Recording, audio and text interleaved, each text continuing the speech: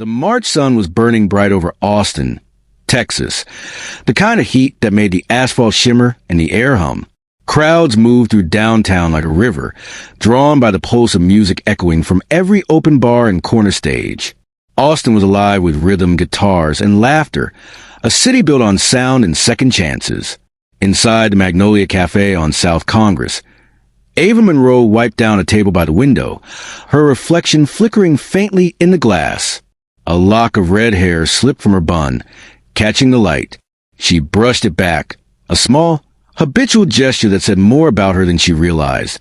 Careful, deliberate, but trying not to be noticed.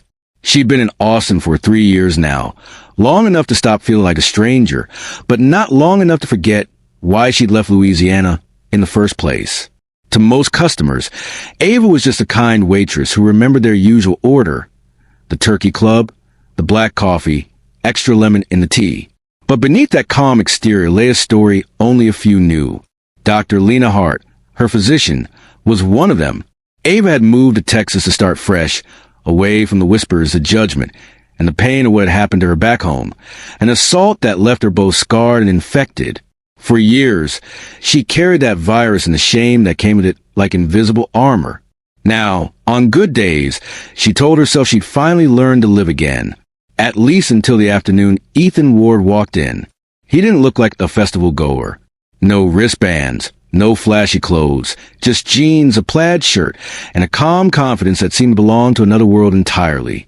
He sat by the window, opened a laptop, and ordered a double espresso. "Good choice," Ava said with her soft southern drawl. "You from around here?" "Born in Dallas," he replied with a smile. "Moved here to start a coffee shop a few years back. Riverlight Coffee, couple blocks east." Ava laughed quietly. "Guess we're both in the caffeine business then." He chuckled, eyes crinkling. "Guess so. I like this place. It feels real." Something about his tone caught her off guard. The way he said real, like it was a word he'd been looking for. It had been a long time since anyone had made her feel seen. As she brought his coffee, their hands brushed briefly, and that tiny spark, so simple, so human, was enough to make Ava's heart stumble in her chest. She'd long believed that kind of connection was something reserved for another life, a version of herself she could never return to. Before leaving, Ethan scribbled something on his receipt and slid it toward her. It wasn't just a tip, it was a note. "You should check out the Mohawk tonight. Local band at 9. That evening, the city was painted in neon and music. Ava finished her shift, untied her apron, and stepped outside. The air smelled like tacos, smoke, and the promise of something new. She found herself walking toward the sound of drums and laughter, drawn to the Mohawk like a moth to a light she wasn't sure she deserved. When she spotted him again near the stage, tapping his fingers to the beat, he turned, and his smile found her instantly in the crowd. For the first time in years, Ava Monroe didn't feel like a woman running from her past. She felt like someone being seen for the first time, not for what she'd been through, not for what she carried inside her, but simply for who she was in that moment. A woman standing under Austin's blazing lights, ready, maybe, for a new beginning. The next morning, the air inside Riverlight Coffee smelled like roasted beans and something softer: fresh starts. Ethan Ward moved behind the counter with practiced ease, pouring espresso shots into small ceramic cups. His cafe wasn't much to look at. 2 mismatched couches, thrifted tables, and walls covered in local band posters. But it was his. Everything in that little shop had been built with his own hands. He'd spent years saving tips from his barista job to open it. The cafe had become his sanctuary, a place where stories and people crossed paths, if only for a few minutes. And lately, one face in particular had begun to linger in his mind more than he expected. Ava Monroe, the red-haired waitress from Magnolia Cafe. That night at the Mohawk had replayed in his head all weekend. The way she laughed, a quiet, unguarded laugh, like she hadn't done in a while. The way her eyes lit up at the music. There was a gentleness about her, something that didn't demand attention, but drew it anyway. When she stopped by Riverlight the following week, claiming she happened to be in the neighborhood, Ethan knew better. She ordered a vanilla latte and teas. "Let's see if your coffee's as good as your taste in music." He smiled. Only one way to find out. From that day, Ava became a regular fixture in his mornings. Some days she'd read by the window before her shift. Other times she'd help him restock the shelves, laughing when he inevitably spilled beans on the floor. Conversations flowed easily between them about Austin's hidden gems, favorite bands, their favorite breakfast tacos. Yet there was always a sliver of mystery around her. Ava rarely spoke about her past. She mentioned Louisiana once briefly, with a flicker of sadness in her eyes that Ethan didn't press. He figured everyone carried their own ghosts. He admired how she seemed to move forward anyway, how she made people feel lighter just by talking to them. For Ava, those mornings became the best part of her week. There was something healing about the way Ethan looked at her, without judgment, without suspicion. He didn't see her, laughter, but inside, she knew she'd just bound herself to a love built on a truth she was too afraid to tell as fragile or damaged, just normal. And for someone who'd spent years feeling like a secret, that meant everything. But every night when she returned to her small apartment, she'd feel the quiet weight of truth settle back in. The orange pill bottles lying neatly in her bathroom cabinet reminded her that happiness had an expiration date if built on lies. During her next appointment, Dr. Lena Hart looked at her over the rim of her glasses. "You look happier," the doctor said softly. "I am," Ava replied, "for the first time in a long time." "Then you know what I'm going to say," Lena continued gently. "He deserves to know, Ava, before it goes too far." Ava hesitated, twisting her ringed fingers. "If I tell him, he'll leave. If I don't, maybe I'll have time to show him I'm more than my diagnosis." The doctor sighed. "Silence doesn't protect love. It poisons it." That night, Ava lay awake listening to the hum of the city outside her window. Somewhere in the distance, faint music drifted from a bar on 6th Street. She imagined Ethan there, smiling at customers, living a life untouched by her past. And she wondered if love could really survive the truth, or if she was already running out of time. By the time summer rolled into Austin, Ava Monroe and Ethan Ward had become inseparable. Their lives blended in quiet, almost accidental ways. Her shift ended right when his cafe closed. Their nights always seemed to end with shared laughter, and every weekend brought a new adventure through the city that had become theirs. They were the couple people noticed without even trying to the regulars at Magnolia Cafe. Ava had found her person. To Ethan's customers at Riverlight Coffee, she was the red-haired girl who brought him lunch and made him smile in a way no one had seen before. But to Ava, happiness was always shadowed by fear. Each kiss, each tender morning she spent wrapped in his arms, was borrowed time. Every time she looked at the orange bottles tucked away in her drawer, her hormone meds, her antiretrovirals, the shame crept back. She promised herself she'd tell him soon, but soon kept stretching further away. One Friday evening, Ethan asked her to meet him at his cafe after closing. When she walked in, the lights were dim, and a single string of fairy bulbs glowed above the counter. On the wall behind him, a sign read in bold, hand-painted letters, "Will you be my forever?" Ethan was on one knee, holding out a small velvet box. Ava froze. For a moment, the world tilted. Her hands trembled as if the weight of every secret she carried suddenly grew heavier. "I know we haven't been together long," Ethan said, his voice steady but his eyes shining.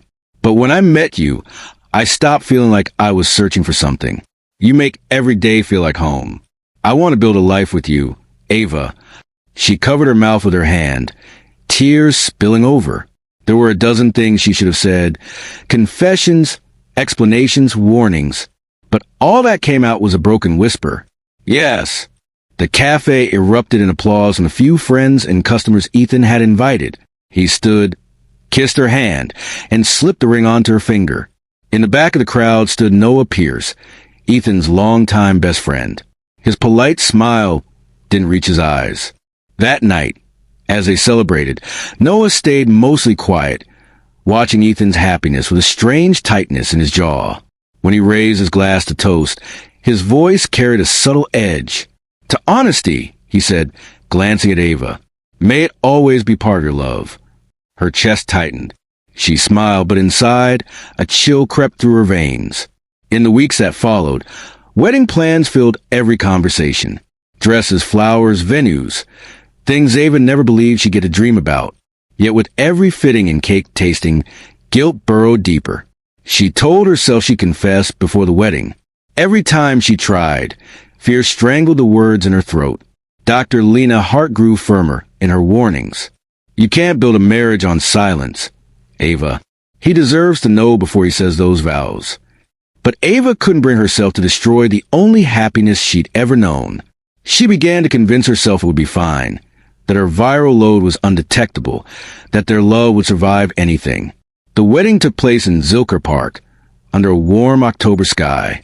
Guests sat beneath twinkling lights strung between oak trees. Ava's simple white dress fluttered in the breeze as she walked toward Ethan, her heart pounding not with excitement, but dread. She caught Dr. Hart's eyes in the crowd, a faint, knowing nod that said it's not too late. But it was. Noah stood as best man beside Ethan, his expression unreadable. You look beautiful, Ethan whispered as she reached him. And that someday soon, Austin's golden light would burn it all down. 3 months passed after the wedding, and on the surface, everything looked perfect. The apartment on East 12th Street smelled of jasmine candles and simmering gumbo.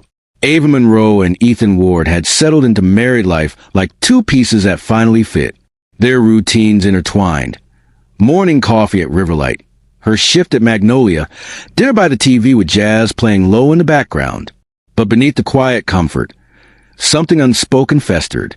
Every time Ava reached for her nightstand drawer, the one where the orange pill bottles were hidden under neatly folded scarves, her stomach twisted.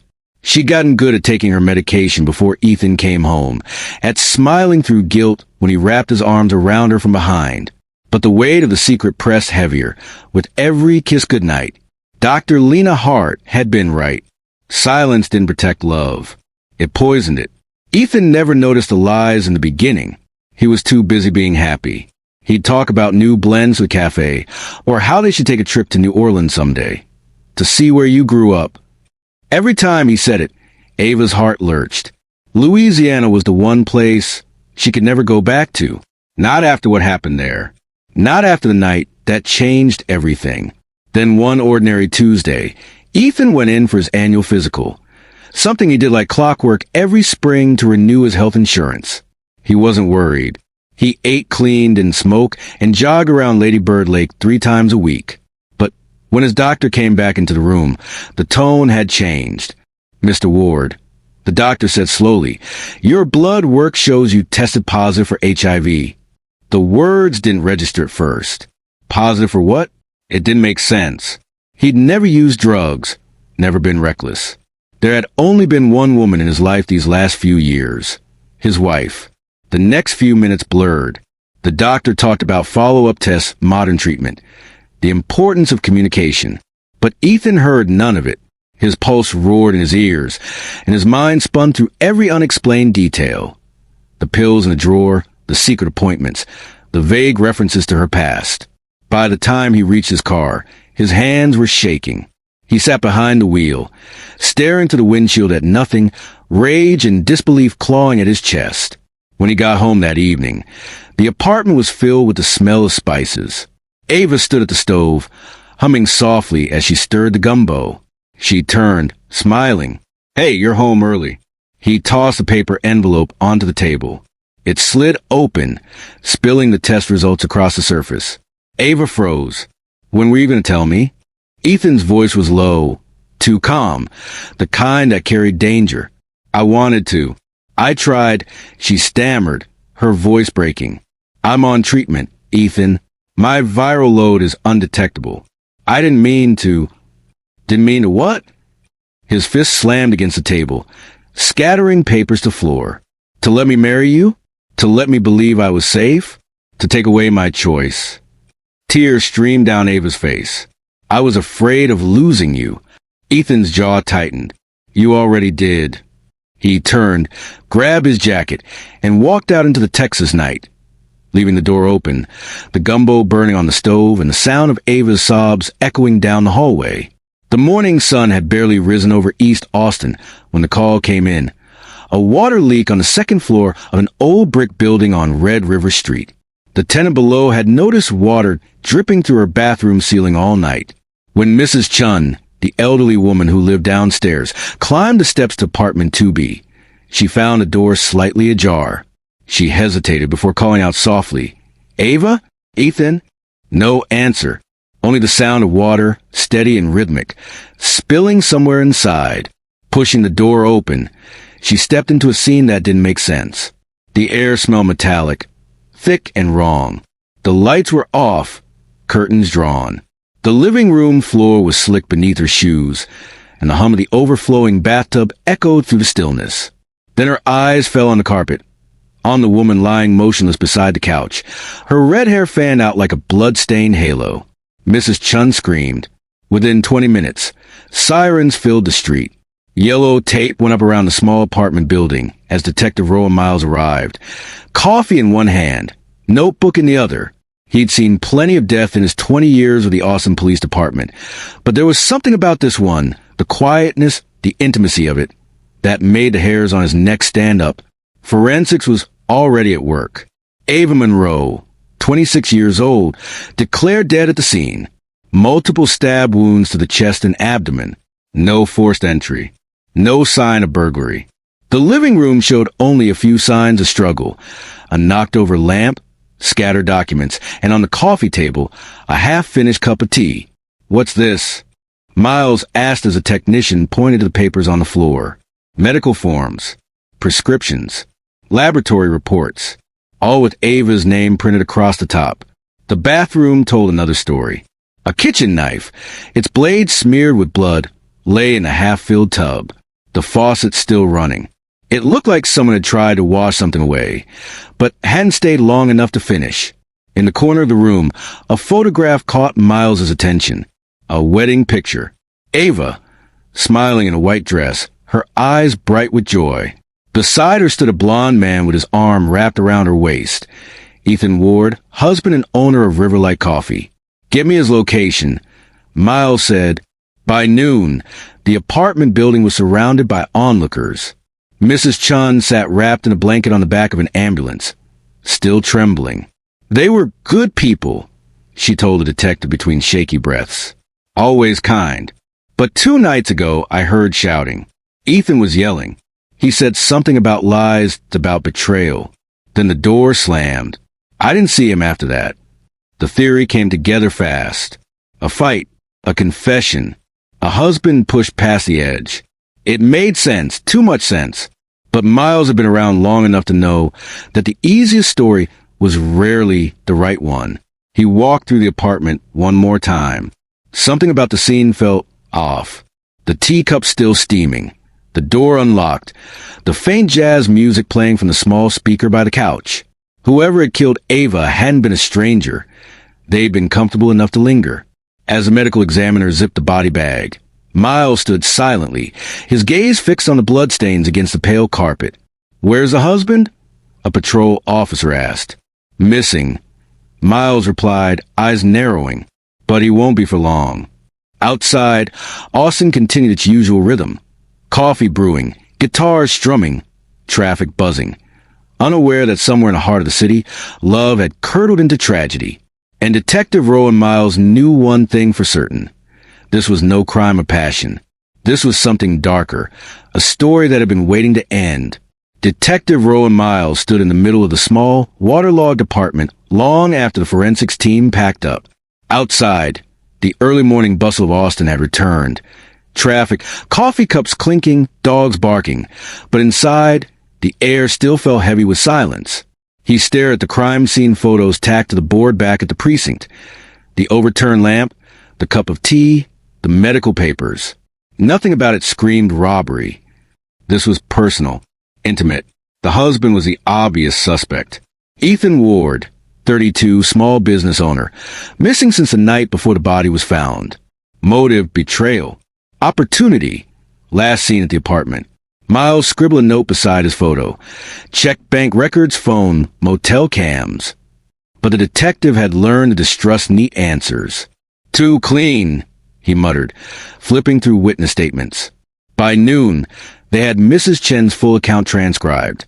The shouting, the slammed door, the sound of crying. 2 nights before the discovery. But there was something else she mentioned, almost in passing.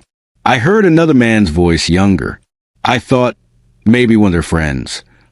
Another man. Miles circled the line. At the morgue, the medical examiner's report confirmed multiple stab wounds, none defensive, which meant Ava hadn't fought back. That told him 2 things. Either she'd been attacked suddenly or she knew her killer. The autopsy revealed something else. Traces of sleeping pills in her blood. Enough to make her drowsy, but not unconscious. Someone wanted her quiet. By the time Miles returned to the precinct, his partner, Detective Carlin Gwynn, had news. "We found prints on the knife," she said, dropping a folder on his desk. Smudged, but partial match to the victim. And another set we're still running. Any luck on Ethan? Car found outside a roadside motel in the suburbs, Carla replied. Room empty. Sheets untouched. He's either on the run or being framed. Miles finished. They both knew it wasn't impossible.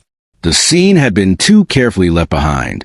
Whoever killed Ava hadn't taken money, jewelry, or even tried to cover their tracks beyond running water in the tub. Almost as if they wanted the body to be found.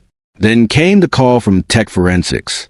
"Detective, we recovered messages on the victim's phone. The last texts were from someone named Noah Pierce. Said he needed to talk. Urgent." Miles frowned. "Who's Noah?" A quick search connected the dots. Noah Pierce, 33, barista at Riverlight Coffee, Ethan's best friend and business partner. He'd been the best man at their wedding. When detectives brought Noah in for questioning, he looked nervous but calm, like someone who'd rehearsed this. He admitted texting Ava that night. "I just wanted to talk," he said. "I knew about her condition. I overheard her talking to her doctor at the wedding. I thought Ethan deserved to know." "Did you tell him?" Miles asked. "No, I couldn't. It wasn't my place." Noah insisted he left Ava's place around 10 p.m. before anything happened. But traffic cameras told a different story. His car parked near the complex from 11 p.m. to 2 a.m., the estimated time of death. Miles leaned back in his chair, studying him. "You said you went home. The cameras say otherwise." Noah's eyes darted down. I just drove around. I needed air." "Did you love her?" the detective asked suddenly. Noah froze. "No, but I loved him." The room went silent. Miles didn't move, didn't even blink. That one confession changed everything. Back at the board, 2 photos now sat side by side. Ethan Ward and Noah Pierce. Between them, a single question scrawled in red marker. Who was really in that apartment the night Ava died? As Miles stared at the names, the jazz tune still playing faintly from Ava's recovered speaker echoed in his mind. Soft, haunting, unfinished. This wasn't just a case about betrayal anymore. It was about obsession. And the truth, he realized, had only begun to surface. The interrogation room was cold and quiet, the kind of sterile silence that stripped people bare. Detective Rowan Miles sat across from Noah Pierce, watching the man's fingers twitch restlessly against a metal table. The air between them was thick with the smell of burnt coffee and guilt. Rowan pushed a photo across the table. Ava Monroe's wedding portrait. Her smile, frozen forever, gleamed beneath the fluorescent light. "You said you cared about Ethan," the detective began slowly. "But this doesn't look like caring, Noah. This looks like rage." Noah's jaw tightened. "You don't understand what it was like. I loved him. For 15 years. Before her." His voice cracked, the words trembling out. "We grew up together, built that cafe together. Every dream I ever had, he was part of it. Then she showed up. This woman with her secrets, her smiles, her lies. And he looked at her like she hung the moon." Rowan leaned back in his chair, calm but sharp. "So, you decided to take her away from him?" Noah's eyes flicked up, red and wet. "I didn't plan it. I swear I didn't. I went to her place that night because Ethan had found out. He was broken. He came to the cafe earlier that day, waving those test results, yelling that she betrayed him. I told him to go home, to cool off. But he didn't. He just disappeared. I thought maybe I could fix it before it got worse." He paused, running a shaking hand through his hair. She opened the door like nothing had happened. The whole apartment smelled like gumbo and lavender. Jazz was playing in the background, slow, soft. She looked tired, but not surprised to see me. "What did you talk about?" Rowan asked quietly. I told her to leave, to disappear before Ethan did something he'd regret. She said she wasn't going anywhere, that she loved him, that she could make it right. Noah swallowed hard. Then she started talking about her past, about the attack, about the virus. She said she'd been scared to tell him, because she'd already lost everything once, and she couldn't lose him too. He stared down at his hands. I kept seeing Ethan's face in my head, how devastated he'd looked that morning. I told her she destroyed him. She said I didn't know what love was. His voice rose suddenly, breaking. But I did. I loved him enough to protect him, even from her. Rowan let the silence stretch before speaking. "So you grabbed a knife?" Noah's shoulders slumped. It was on the counter. I didn't even think. She didn't scream. She just looked at me, like she pitied me. And then she fell. The music kept playing. I remember turning off the light, hearing the water still running in the tub. I tried to clean up, but there was so much blood. I panicked. I left. His hands trembled as he whispered. I hid the jacket at the cafe, thought no one would ever find it.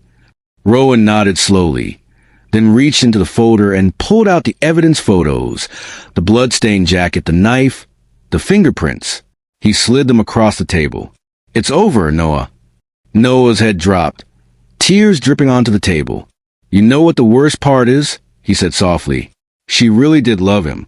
She wasn't lying about that." Rowan stood, gathering the photos. "Maybe that's why he's still gone," he murmured. "Because loving someone doesn't always mean you can stay." As officers led Noah out of the room, Rowan watched through glass, another man destroyed by love twisted into obsession. In Austin, the jazz kept playing. But for three people whose lives had collided over a secret, the music had finally stopped. The trial of Noah Pierce began 6 months later, inside a packed courtroom on Guadalupe Street. The case has stirred the city in ways few crimes did. A murder born not out of greed or revenge, but out of love twisted into something unrecognizable. Austin's coffeehouse community, once tight-knit and cheerful, had turned somber. Customers whispered when passing Riverlight Coffee, now shuttered and silent.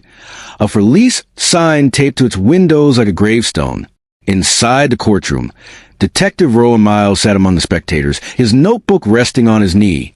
He'd solved plenty of cases in his 20 years on the force, but few stayed with him the way this one did. Ava's face, that fragile smile in the wedding photo, haunted him.